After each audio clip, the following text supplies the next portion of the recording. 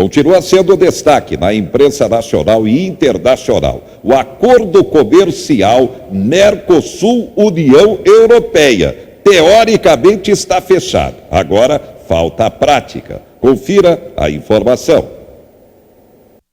The European Union and our four friends from Mercosur, Argentina, Brazil, Paraguay and Uruguay, have just reached an agreement. O anúncio em Bruxelas encerra uma negociação iniciada há 20 anos. Agora, os detalhes técnicos e jurídicos do acordo serão analisados pelas partes. Antes de entrar em vigor, o texto ainda precisa da aprovação do Parlamento Europeu e dos congressos de cada um dos países sul-americanos. A ministra da Agricultura, Tereza Cristina, que participou do evento em Bruxelas ao lado do chanceler Ernesto Araújo, comemorou nas redes sociais. Eu espero que ele seja benéfico para o nosso país e principalmente para a nossa agricultura. Também pelas redes sociais, o presidente Jair Bolsonaro classificou o acordo de histórico. Os dois blocos representam 1/4 do PIB mundial e um mercado de mais de 700 milhões de consumidores. O Ministério da Economia projeta um incremento de até 125 bilhões de dólares no PIB brasileiro em 15 anos. Os detalhes ainda serão divulgados, mas o governo já adianta que o acordo elimina tarifas para a exportação de produtos industriais e outros itens importantes para a economia brasileira, como suco de laranja, frutas e café solúvel. Também serão ampliadas as cotas de exportação para carnes, açúcar, etanol, entre outros. Que é um dia para se comemorar. Uma comemoração comedida, porém real. A Europa tem grande interesse nos benefícios para os setores de veículos e máquinas, equipamentos de transporte, farmacêuticos e químicos, além dos vinhos. O documento também estabelece novas normas nas áreas de serviços, compras governamentais, barreiras técnicas, sanitárias e fitossanitárias e propriedade intelectual. A União Europeia é o segundo maior parceiro comercial do Mercosul e o maior investidor mundial na região, acumulando mais de 433 bilhões de dólares aplicados por aqui até 2017.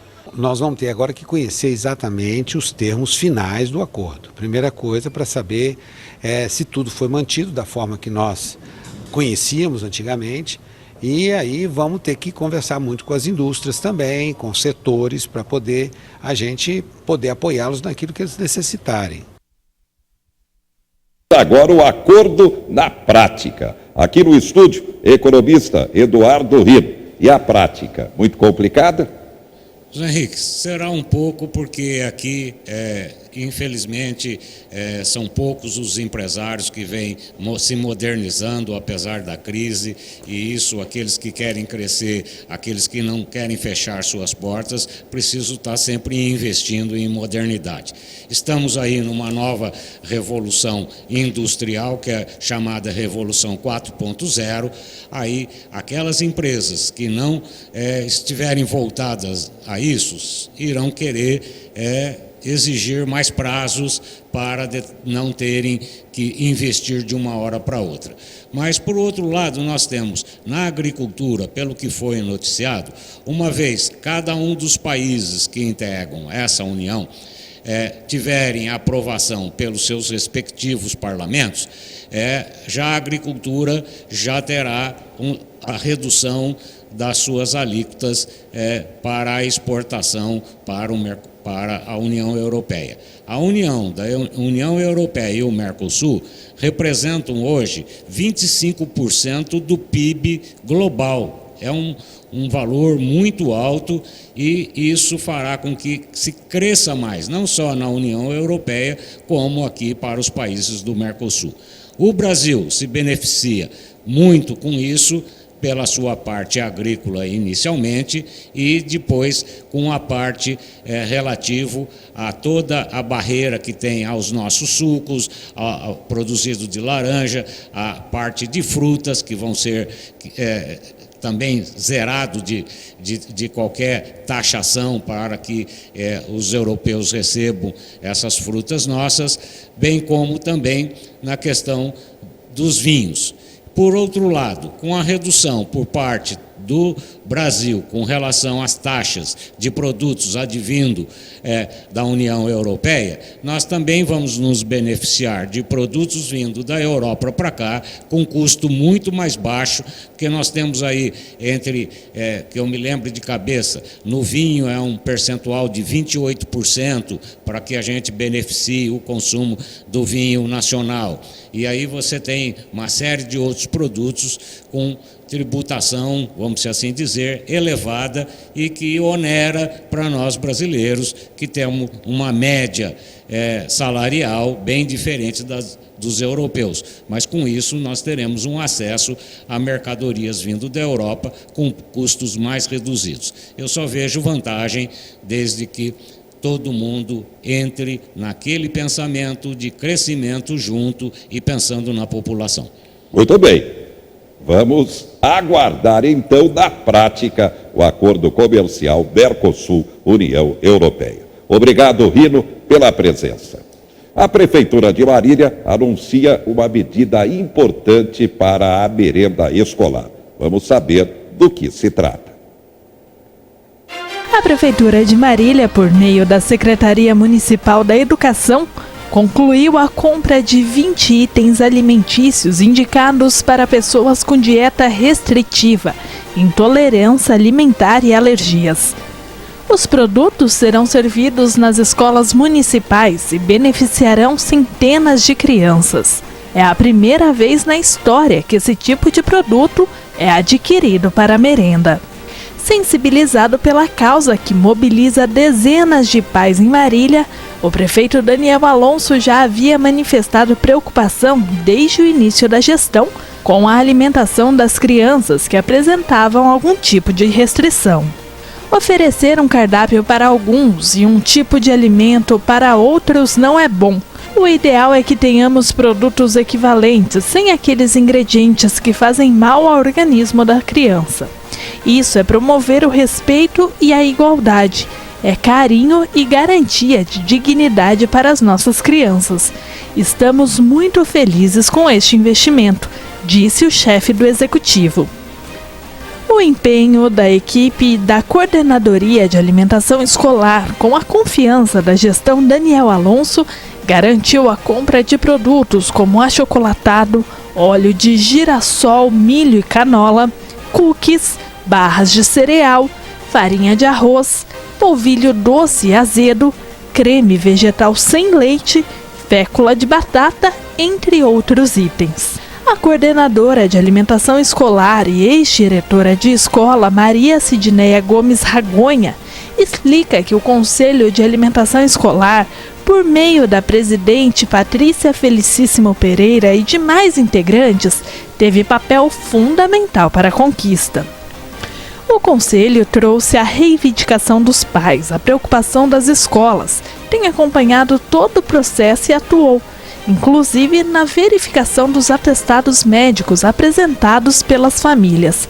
Foi um grande parceiro para que chegássemos até aqui, destacou a coordenadora. Uma data que não pode passar em branco. Deste dia 3 de julho é lembrado o Dia Nacional de Combate à Discriminação Racial. E ainda um setor onde o chamado racismo prevalece muito: o mercado de trabalho. Por isso, confira essa matéria especial. Trabalhava numa empresa, era uma executiva de negócios. E um dia eu trancei o cabelo e eu já comecei a ser tratada de uma forma estranha pelos meus colegas, que afirmaram que a gerente da empresa não ia aceitar. E, para minha surpresa, um dia eu estava no final do expediente com os meus colegas, terminando o trabalho. Essa pessoa saiu da sala dela diretamente, gesticulando, olhando com muito desprezo, com muita agressividade contra mim. E eu estava com fone de ouvido, ela virou para mim assim na minha frente e já veio falando: olha, eu não vou aguentar, eu não aguento mais, tira isso. A situação vivida por Luana é um exemplo de preconceito em função da raça ocorrido no local de trabalho, conduta que permite à vítima reparação legal. Do ponto de vista penal, pode configurar crime de racismo ou injúria racial e, no âmbito trabalhista, permite a abertura de processo por assédio moral. A desigualdade em função da raça no mercado de trabalho pode ser percebida também por outros indicadores.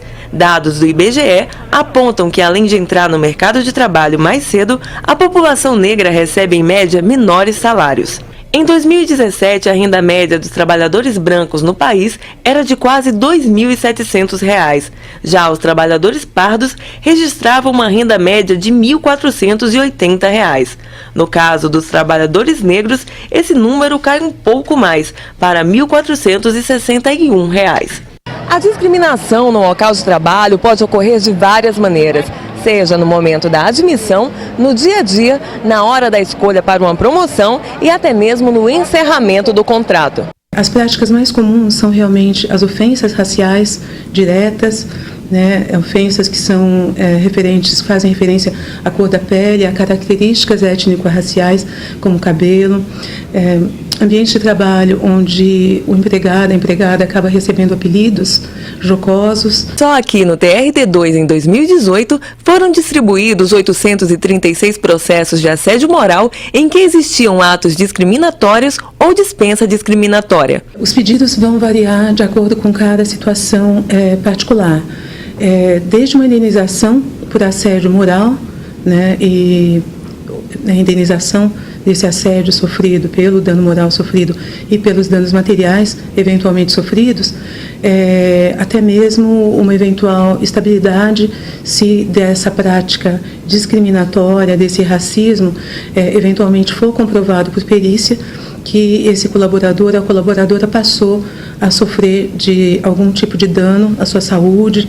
Muitas vezes o racismo causa danos psicológicos às vítimas, então esses danos podem e devem ser reparados. No estado de São Paulo, a Lei 14.187 de 2010 prevê punição administrativa a empresas enquadradas em casos de discriminação racial. O reitor da Unipalmares, Dr. José Vicente, ressalta o quanto a discriminação se mantém presente, mesmo quando o trabalhador negro já ocupa uma posição de destaque. Dizia não, a discriminação e o racismo no Brasil é uma questão social, é uma questão econômica. Não é? As pessoas são discriminadas prioritariamente porque são pobres e não porque são negras. De modo que quando você tiver dinheiro no bolso e quando você tiver as capacidades para ter todos esses signos da riqueza, coloquemos assim, todos esses problemas estarão solucionados. E aí você, eventualmente, tendo-os, você percebe que não é bem assim. E reforça a importância da ação do Estado na busca por equidade. Peguemos, por exemplo, a exemplificação da não presença do negro na comunicação social. Então, se você abrir todos os veículos de comunicação, se você abrir todos os rádios, todas as revistas, esses 56% de brasileiros não estão em lugar nenhum. Mas acontece que essas ferramentas, esses equipamentos, esses ambientes são concessões públicas. E é inadmissível pensar que no uso de uma concessão pública não possa haver uma contrapartida que garanta essa apresentação democrática de toda a estética do nosso país. No pior dos momentos, eu acho que uma pessoa deve se levantar e lutar contra o racismo, porque desse ódio nasce todas as outras violências. Então, pretos, continuem lutando, sigam, persistam, estudem, trabalhem, ocupem espaços. Brancos, apoiem, lutem, sejam a voz. Se muitas vezes aquela faxineira, mulher preta que mora na periferia não pode falar, você é homem branco, você pode falar. Você use seus privilégios para isso. Então essa que é a minha mensagem. Tá aí, no Dia Nacional de Combate à Discriminação Racial, a mensagem está dada. Destaques finais. Segunda chamada do ProUni está liberada. Relator cede à pressão e vai reduzir a idade para policial se aposentar. Bolsonaro envia Onix para negociar emenda e destravar a reforma. E Bolsonaro pede que sacrifício seja dividido por todos na questão da reforma previdenciária. O Enem, Exame Nacional do Ensino Médio, terá prova 100% digital até 2026, segundo o MEC. Garotinho obtém habeas corpus e não vai utilizar tornozeleira eletrônica. Transporte aéreo de cargas diminui 3,5%. Novo e-social, mais simples, deverá ser lançado em setembro. O governo prevê 3.700.000 empregos em até 15 anos com a medida provisória da liberdade econômica. Cresce o medo do desemprego, aponta a pesquisa da Confederação Nacional da Indústria. É maior entre os mais velhos e com menor grau de instrução, ou seja, sem a qualificação. Golpe usa páginas falsas do Santander, Itaú e Banco do Brasil para roubar dados. Desmatamento da Amazônia cresce quase 90%. E o Brasil depende de investimentos internacionais, principalmente da Europa, para o chamado Fundo da Amazônia. Agora, tem que travar o desmatamento.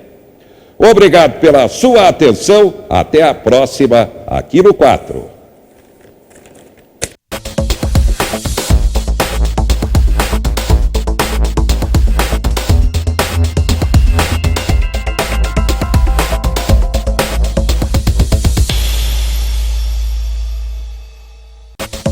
Quatro Notícias. Oferecimento Unimar EAD. Tradição e qualidade ao seu alcance. Acesse unimar.br. Taust, faz toda a diferença. E Menin Engenharia.